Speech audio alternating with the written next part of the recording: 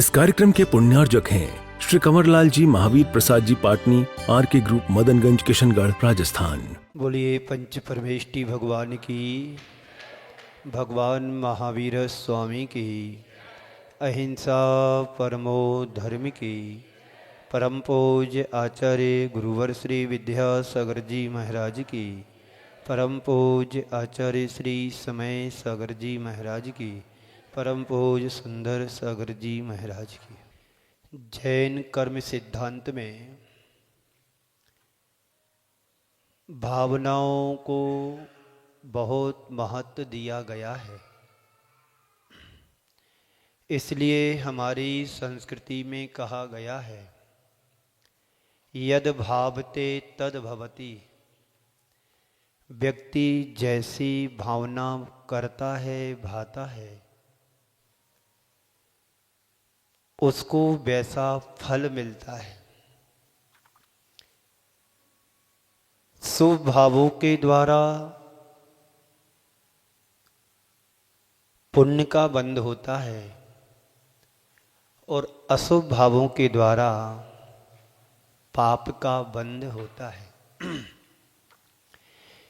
एक प्रसंग में आपके सामने रखता हूं, भावों का क्या प्रभाव पड़ता है। एक शिष्य वर्षों से गुरु चरणों में साधना कर रहा था। साधना करते करते उसका ध्यान स्थिर नहीं हो पा रहा था। एक दिन गुरु चरणों में जाकर के गुरु से निवेदन करता, गुरुदेव, मैं वर्षों से साधना कर रहा हूं, आज तक मुझे ध्यान में स्थिरता नहीं आ पा रही है। ध्यान में स्थिरता कैसे लाऊं? शिष्य सरल स्वभावी था। गुरुदेव ने उसे समझाते हुए कहा, हे शिष्य, तूने भैंसे को देखा है? हाँ गुरुदेव, भैंसे को देखा है। तो जा, तू जंगल में एक कुटिया बना करके भैंसे का ध्यान करो 3 दिन तक उपवास के साथ। 3 दिन तक उपवास के साथ ध्यान लगाना है कि मैं भैंसा हूं, मैं भैंसा हूं, मैं भैंसा हूं, मैं कैसा हूं? कैसे हैं हम? भैंसा। बात समझ में आ रही? पीछे आवाज आ रही? इसलिए पूछता रहता हूं, आप सो तो नहीं रहे? जाकर के उसने भैंसे का ध्यान लगाया, उसने भावना योग किया, मैं मस्त हूं, मैं स्वस्थ हूं, मैं व्यस्त हूं, मैं मस्त हूं, मैं स्वस्थ हूं, मैं व्यस्त हूं। और आप लोग कैसे हैं? अस्त व्यस्त त्रस्त। वो शिष्य ध्यान लगा रहा है कि मैं भैंसा हूं, भैंसा हूं, कैसा हूं, मैं भैंसा हूं। 3 दिन में उसने अपने आप को भैंसा जैसा मान लिया। समय उसका पूरा हुआ। गुरु उसकी कुटिया के बाहर जाकर के आवाज दे रहे हैं कि हे बस, तेरा समय काल पूरा हो गया, तू अब कुटिया से बाहर आ जा। गुरुदेव, मैं भी बहुत देर से सोच रहा हूं कि कुटिया से बाहर निकलूं, पर निकलूं कैसे? क्योंकि मेरे सींग इतने बड़े हो गए कि कुटिया का दरवाजा छोटा है, बाहर निकल नहीं पा रहा हूं। गुरुदेव ने उसको समझाते हुए कहा कि हे वत्स, तू जिस प्रकार से भैंसे का ध्यान लगा सकता है, वैसे ही तू परमात्मा का ध्यान भी लगा सकता है। हर आत्मा परमात्मा बन सकती है, बशर्ते हमारा योग और उपयोग व्यवस्थित हो तो। भावनाओं की चर्चा करते हुए आज हमें अनित्य भावना को अर्थ के रूप में समझना है। अस्थिर भावना। कौन सी भावना? आप लोग स्थिर हैं कि नहीं? तो अस्थिर भावना की बात करूं। मन चंचल है, अस्थिर है, तो स्थिर भावना की बात कैसे हो सकती है? पात्र गंदा हो तो दूध रखेंगे तो क्या होगा? खराब होगा। छेने के काम का भी नहीं रहेगा, दही भी नहीं बना सकते, फट गया। इसलिए पात्र को साफ करना जरूरी है। तो ये 12 भावनाएं वैराग्य की जननी भी कहा गया है। वैराग्य उपावन माही, चिंतो अनुप्रेक्षा भाई। वैराग्य को उत्पन्न करने वाली ये 12 भावनाएं हमारे जीवन में परम आवश्यक है। नीतिकारों ने कहा है, व्यक्ति जैसी भावना भाता है वैसा उसका जीवन बनता है। आप किसी के बारे में अच्छा सोचेंगे तो आपके जीवन में अच्छी फीलिंग आएगी, और आप किसी के बारे में गलत सोचेंगे तो आपके अंदर नकारात्मकता भरेगी और आपका मन चिड़चिड़ापन होगा। आपको हर बात पर गुस्सा आएगी। होता है ऐसा कि नहीं? बोलो। हम किसी के बारे में अच्छा सोचते हैं तो हमारा मन प्रसन्न से भर जाता है, और हम किसी के बारे में बुरा सोचते तो हमारे मन में खिन्नता आ जाती है। ये सिद्धांत है। बस इन्हीं बातों का समावेश इन 12 भावनाओं में किया गया है। तो जैन दर्शन में भावना भाने की प्रेरणा दी गई है। वे 12 भावनाएं कौन सी हैं? अनित्य भावना यानी अथिर भावना, दूसरी असरण भावना, तीसरी संसार भावना, चौथी एकत्व भावना, पांचवी भिन्न भावना, छठवीं आश्रव भावना, सातवीं संबर भावना, आठवीं निर्जरा और 9वीं लोक भावना और 10वीं दुर्लभ भावना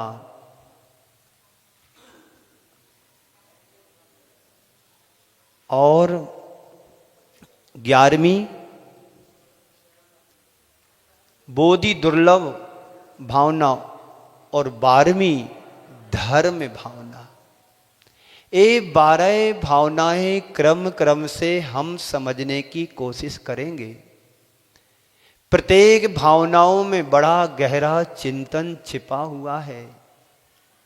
हम चिंता तो बहुत करते हैं। एक व्यक्ति था, हिसाब लगा रहा था, एक पीढ़ी में क्या होगा, 2 पीढ़ी में क्या होगा, तीसरी पीढ़ी में क्या होगा, चौथी में क्या होगा, 7 पीढ़ी तक उसने हिसाब लगा लिया। अब उस चिंतन की जगह वो चिंतन चिंता में बदल गया। अब 8वीं पीढ़ी में क्या होगा, 7वीं पीढ़ी तक का हिसाब उसने लगा लिया कि मेरी संपत्ति का उपभोग 7वीं पीढ़ी तक के व्यक्ति कर सकते हैं, पर 8वीं पीढ़ी का क्या होगा। सिकरचंद जी पाटनी साहब, आपने हिसाब लगाया कि 9वीं पीढ़ी का क्या होगा। जो होना होगा वही होगा, तुम कुछ भी नहीं कर सकते हो। बस ये भावना भाव कि मेरे जीवन का कल्याण कैसे हो।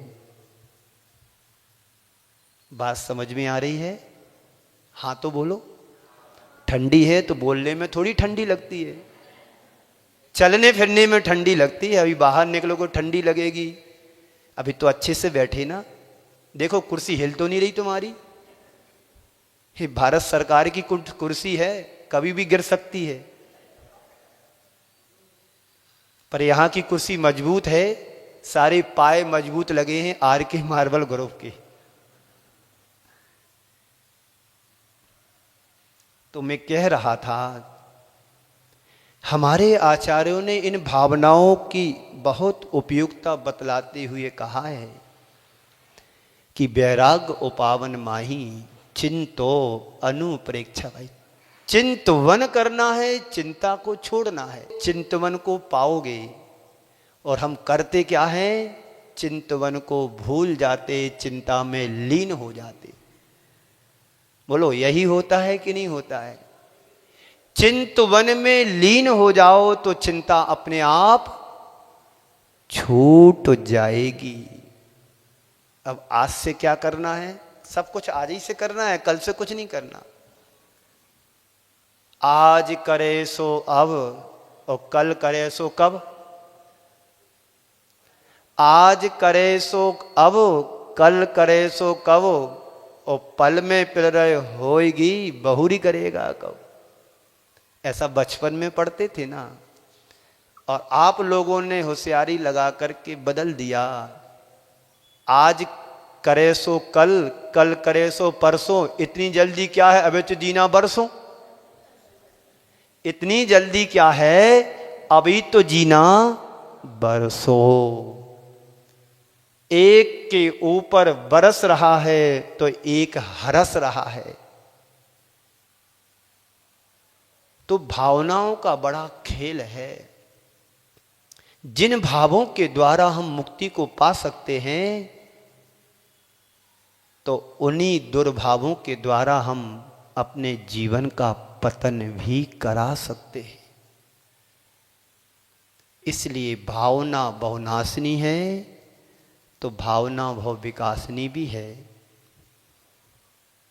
जैसे मां अपनी संतान का लालन पालन करती है, उसी तरह ये भावनाएं हमारे अंदर वैराग को जन्म देती हैं, उसका संरक्षण करती हैं। आज इन्हीं भावनाओं में से पहली भावना अनित्य भावना है, उसकी थोड़ी सी चर्चा करेंगे।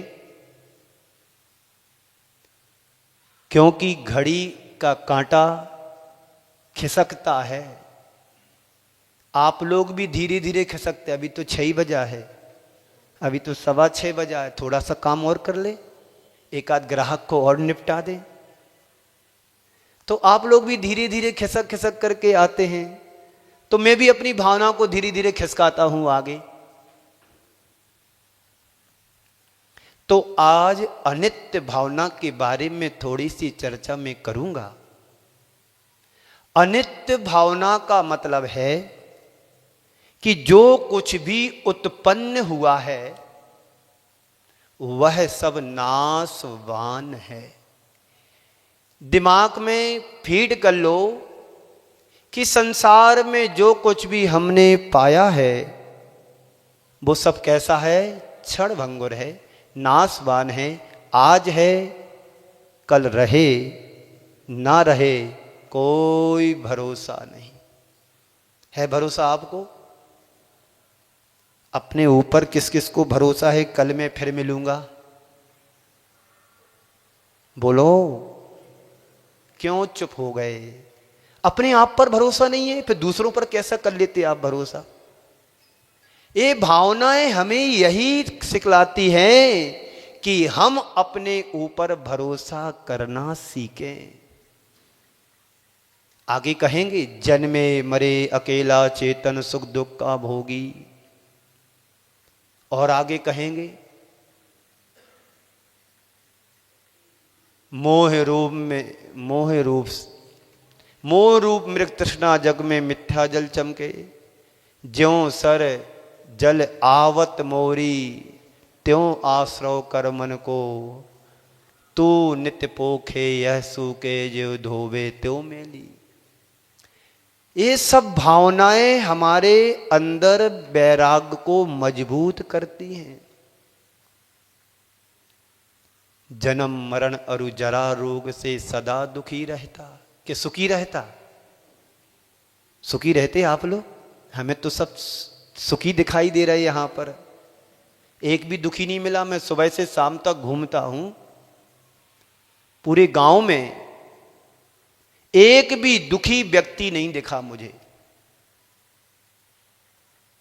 लेकिन लिख क्या रहे हैं,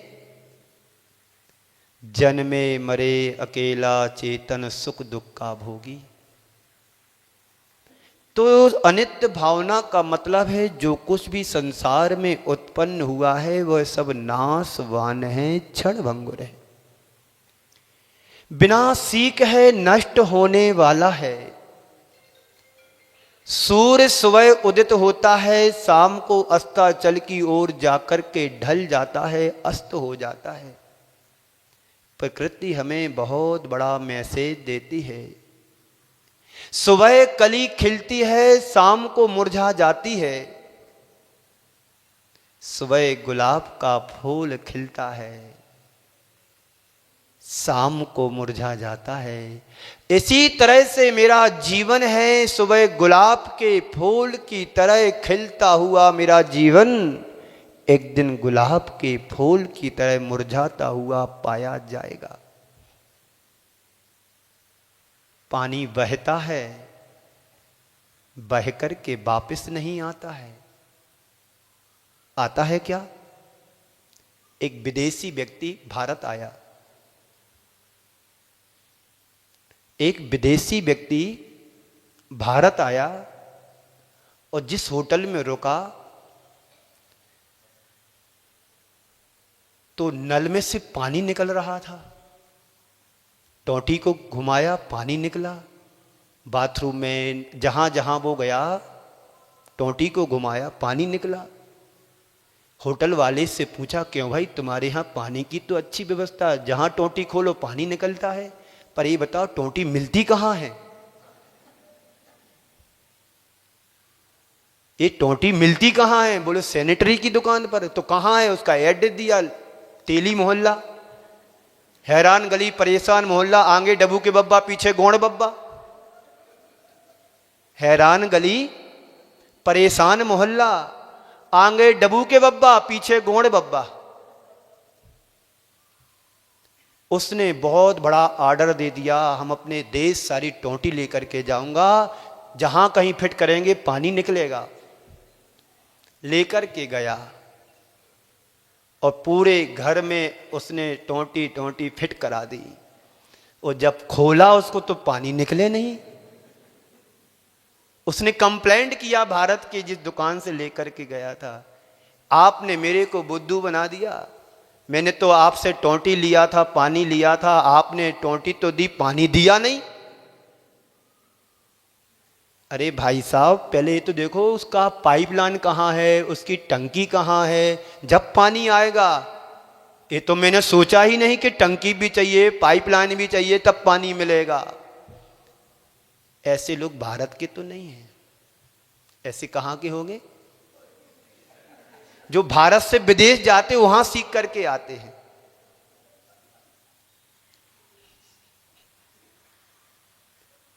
आप लोग कितनी बार भारत गए? आप लोग कितनी बार भारत से गए? अनेकों बार।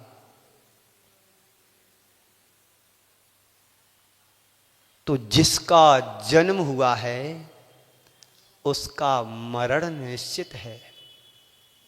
जो आया है वह जाएगा।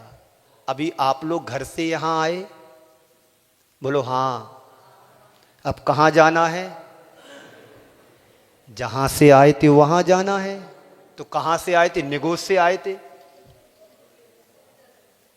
कहां से आए हम लोग? हम लोगों की उत्पत्ति का स्थान है वो निगोद है। तो क्या निगोद जाओगे वापस? क्यों कमलेश जी?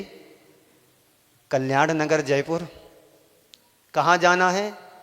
आपकी बात मैं आपके सामने रख रहा हूं। अभी आपसे पूछा कहाँ से आए, बोले घर से आए। तो अब कहाँ जाओगे? हमारा घर में निगोद है, हम निगोद से आए, तो क्या निगोद जाना हमारा अनिवार्य है? नहीं। सबसे न्यूनतम अवस्था है इस जीव की तो निगोद, और सबसे उत्कृष्ट अवस्था है तो मोक्ष है। ये संसार की यात्रा अनवरत रूप से चल रही है। क्या हो रहा? आवाज को थोड़ा सही करो, कम करो, भरभरा रही है। तो जो आया है वह जाएगा,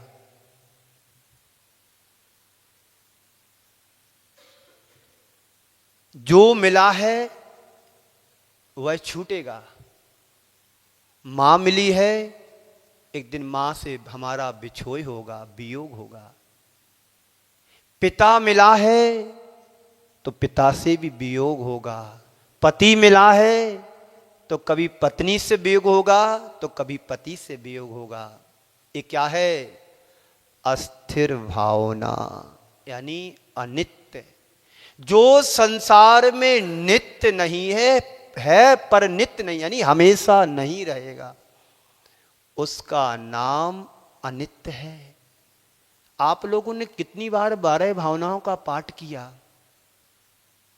महाराज पूरा जीवन बीत गया पाठ करते करते, आगे पाठ पीछे,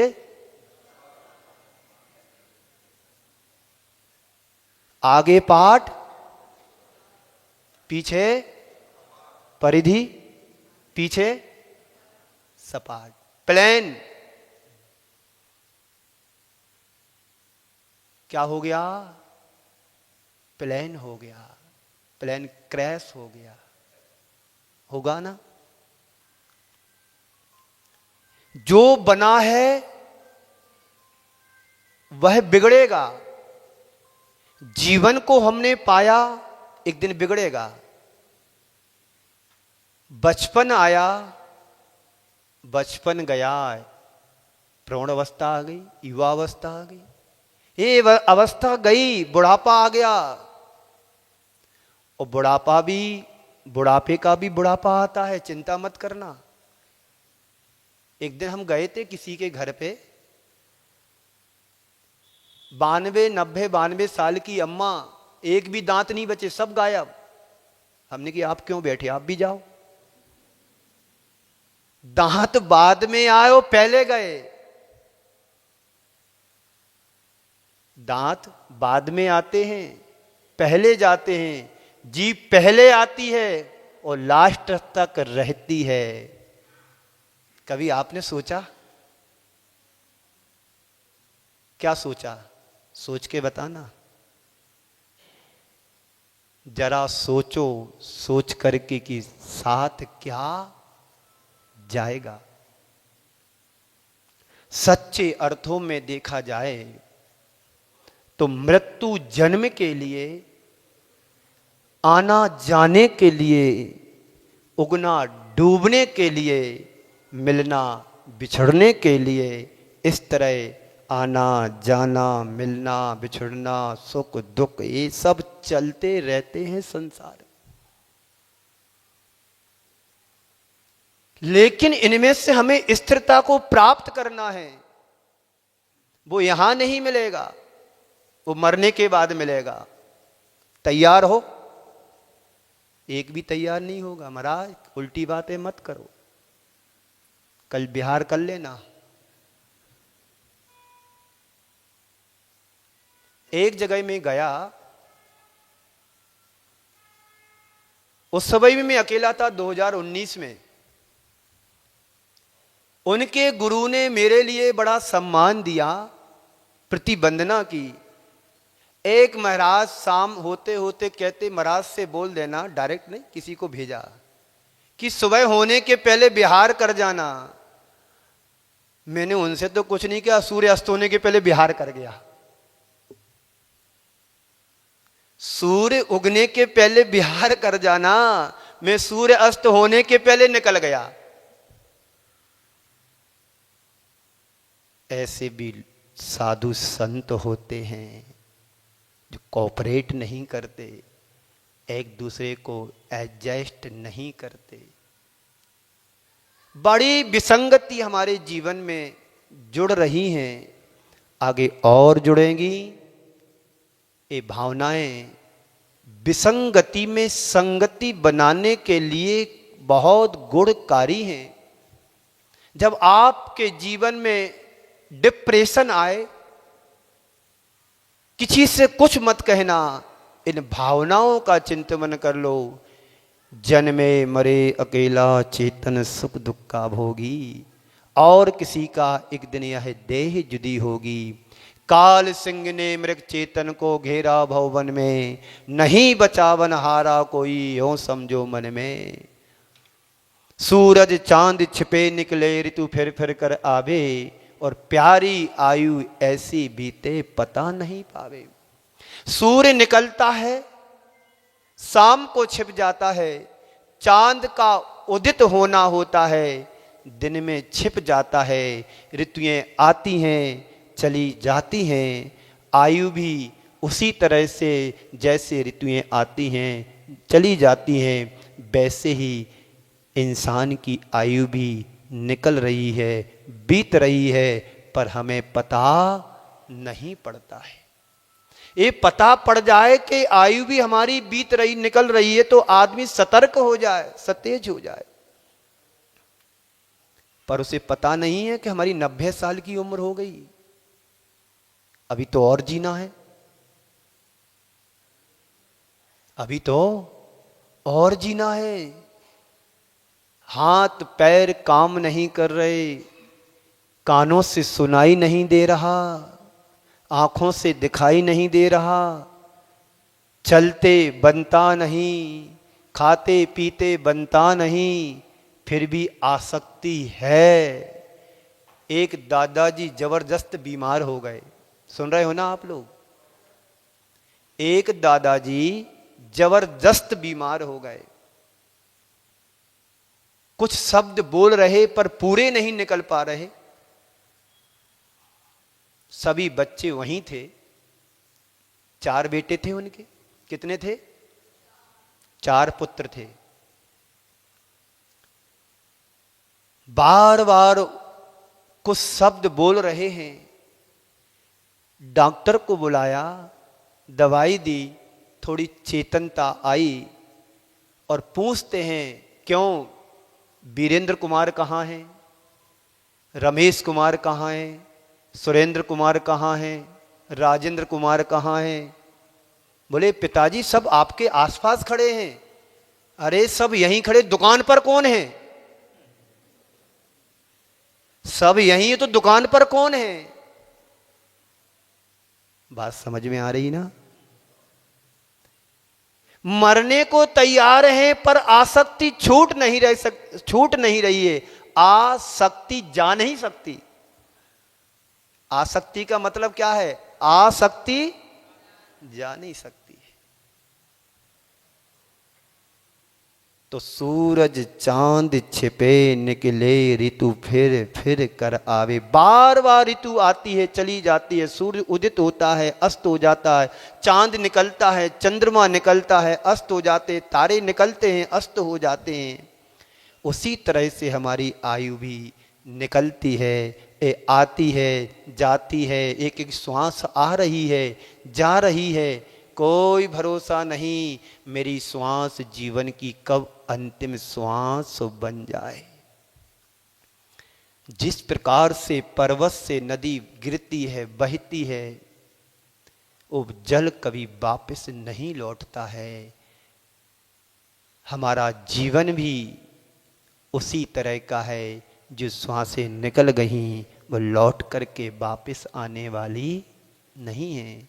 हमारा जीवन एक ओस की बूंद की तरह है। ओस बूंद जो गले धूप में वाह अंजलि पानी, छिन छिन यौवन छीन होत है क्या समझे प्राणी। हमारा जीवन कैसा है? ओस की बूंद की तरह। सर्दी के दिनों में सुबह जब आप जाते हैं 5 बजे के 5:30 के समय, जैसे पौ फटती है तो ओस पड़ती है, ओस की बूंद उस घास पर मोती की तरह चमकती है। कब तक?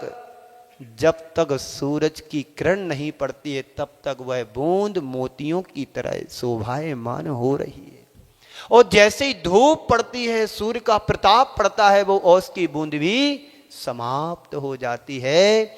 वैसे ही हमारा जीवन है, ओस की बूंद की तरह कब नाश हो जाए, जीवन समाप्त हो जाए, और जीवन समाप्त हो उसके पहले कुछ हम अच्छा सा कर लें, समय भी पूरा होने वाला है। छिन छिन यौवन छीन होते हैं, क्या समझे प्राणी, जैसे अंजलि में पानी रखते हैं, एक एक बूंद क्या हो रहा है, निकल रहा है। आपने शंकर जी के ऊपर एक मटका देखा ना, उसमें एक बत्ती डाल देते हैं, है ना, ध्यान में आ रहा होगा, और वो रस्सी से बंधा है, उसमें से एक एक बूंद पानी की निकल रही है उस बाती के माध्यम से। ये मटका कब पूरा हो जाए पता नहीं है, ऐसे ही आयु का ये मटका है, एक एक आयु की किरण निकल रही है, कब तुम्हारे जीवन का अंतिम समय आ जाए। तो इसलिए ओस बूंद ज्यों गले धूप में वह अंजुलि पानी, और छिन छिन यौवन छीन होत है। क्या समझे प्राणी यानी मनुष्य, और इस संसार में है क्या जिस पर मैं अभिमान करूं, अहंकार करूं। एक तिलतुस मात्र भी हमारे पास अपना है, अपने पास है पर अपना नहीं है। तुम्हारे पुण्य से तुम्हारे पास ये संपत्ति वैभव धन वैभव है, लेकिन हमारे पास है पर हमारा कुछ भी उसमें से नहीं है। मैं बार बार कहता हूं, आंख खुली सपना गया, आंख मिची अपना गया, आंख मिची अपना गया, आंख खुली सपना गया, तू 2 दिन का मेहमान है, सांस रुकी दफना गया। बस 2 ही दिन के मेहमान हैं हम सब, 3 दिन तो निकल गए, 3 दिन तो निकल गए, जिंदगी के 2 दिन और बचे। कहां सुबह होती, कहां शाम होती, किसी का पता नहीं। कहीं पर डोली सज रही है तो कहीं पर अर्थी उठ रही है। इस संसार की, इस संसार का यथार्थ है। कितनों को तुम मरघटा पर जाकर के फूंक करके आ गए, कभी बैराग हुआ? जरूर लगता है बेचारा चला गया, बेचारा विचार करके चला गया और आपको सब कुछ दे करके चला गया। थोड़ा लगता है मित्र था, गांव का था, मोहल्ले का था, पड़ोसी था, समाज का था, बेचारा क्या करे चला गया। भरा पूरा परिवार छोड़ करके चला गया। यही ना कहोगे बेचारा, बेचारा? बोलो जी। अध्यक्ष साहब कौन है यहां के? वे दिखते नहीं है। जब वो खड़े होते मुझे लगता बैठे हैं कि खड़े हैं। मस्त हैं, व्यस्त हैं और अलमस्त हैं, ऑलमोस्ट मस्त, गुड बेटर बेस्ट।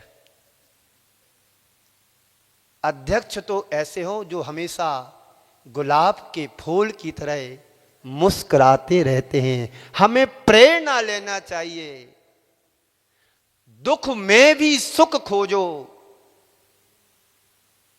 ये दृष्टिकोण हमारा होना चाहिए। तो संसार में मेरा कुछ भी नहीं है। इंद्र जाल आकाश नगर सब जग संपत्ति सारी। कितनी संपत्ति बार बार हमने हर जन्म जन्मांतरों में पाया। चक्रवर्ती जैसा वैभव भी हमने पाकर के जीर्ण छीण तिनके की तरह छोड़ दिया। मुमुक्षु चक्र लांछनम साम्राज्यम सार्वभौमम चे जड़त्रिमिवा भवेत। जीर्ण छीण तिनके की तरह चक्रवर्तियों ने लात मार दी वैभव के लिए। आत्म वैभव से बड़ा कोई दूसरा वैभव हो नहीं सकता है। गुण वैभव से बड़ा कोई, गुण धन से बड़ा कोई धन हो नहीं सकता है। समय आपका बस 3 मिनट और बाकी है। 3 दिन की जिंदगी है। कितने दिन की बोलो, आवाज नहीं आ रही। 7 दिन की जिंदगी है, 3 दिन की नहीं मानूंगा मैं। 3 तो निकल गए, 7 दिन बाकी हमारे। रविवार से हमारा जन्म होता है और शनिवार में तिया तेरही सब पूरी हो जाती है। रविवार को गर्भ में आया, सोमवार को जन्म लिया, मंगलवार को बड़ा हुआ, बुधवार को शादी हुई, गुरुवार को बच्चे हुए, शनिवार को बूढ़ा हो गया और रविवार को स्वाहा हो गया। बीए किया, एमए किया, बीए किया, एमए किया, नौकरी की, पेंशन ली और मर गया। इतनी सी जिंदगी है। अथिर भावना इंद्र जाल आकाश नगर सम जग संपत्ति सारी। संसार की कितनी संपत्ति है। आकाश में एक इंद्रधनुष बनता है, वह सब विलीन हो जाता है। ऐसी संपत्ति भी हमारे द्वारा जन्म जन्मांतरों में नाश देखी गई है होते हुए। अथिर रूप सब संसार विचारो, सब नर अरु नारी। यहां नर भी बैठे हैं और नरसिंह भी बैठे हैं और नारी जगत की नारियां भी बैठी हैं। अथिर भावना का विचार करना, चिंतन करना, मनन करना आज सोना नहीं है। यही रात अंतिम, यही रात भारी। एक तरफ रावण डोल रहा है और एक तरफ राम घूम रहे हैं। यही रात अंतिम, यही रात भारी, यही रात अंतिम, यही रात भारी। बस ये सोच करके जाओ कि यही रात अंतिम, यही रात भारी। जब ये चिंतन तुम्हारे दिल और दिमाग में बैठ जाएगा तो तुम्हारा जीवन संभल जाएगा, सुधर जाएगा। बोलिए परम पूज्य आचार्य गुरुवर श्री विद्यासागर जी महाराज की। परम पूज्य आचार्य श्री समय सागर जी। इस कार्यक्रम के पुण्यार्जक थे श्री कंवरलाल जी महावीर प्रसाद जी पाटनी, आर के ग्रुप, मदनगंज, किशनगढ़, राजस्थान।